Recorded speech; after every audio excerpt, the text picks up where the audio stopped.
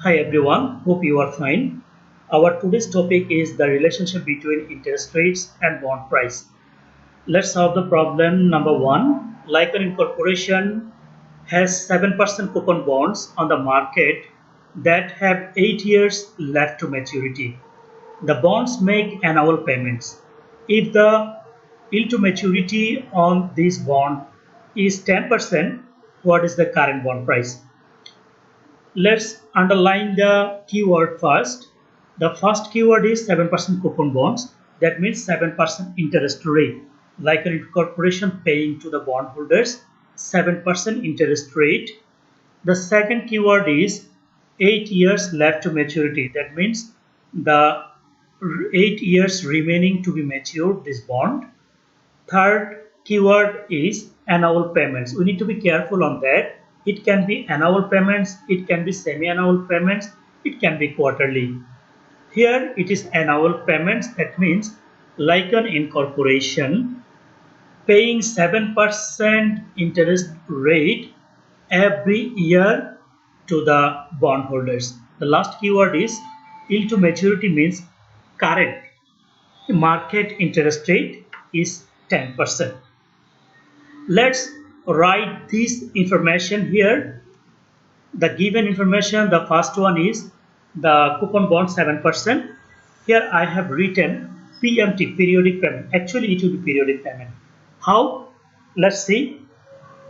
The 7%, make it decimal first. It will be 0.07 if we make it decimal. And one thing we need to remember, that is the face value or the par value of the bond is always $1,000. Remember, the face value or par value of bond is always $1,000. So if you want to find out the periodic payment, we have to calculate this 0.07, I mean the 7% on $1,000, and it will be $70.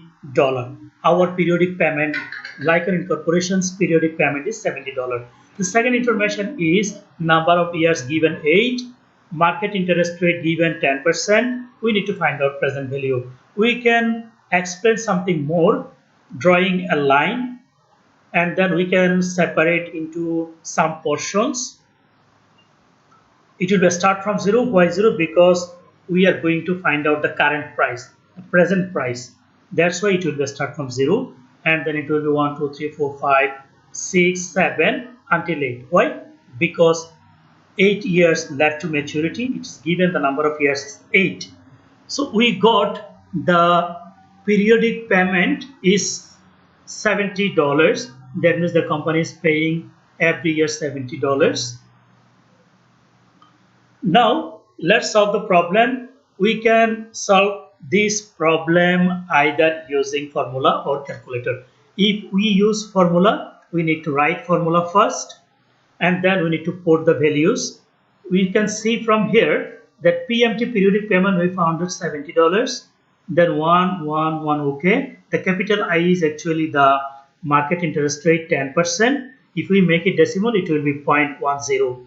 And then the N is number of years 8 given over I, capital I is again market interest rate 10%, and then FB, face value, is always $1,000, and then 1 over 1 plus capital I is again market interest rate 10%, and then number of years is 8. If we use calculator, we can get the result $839.95.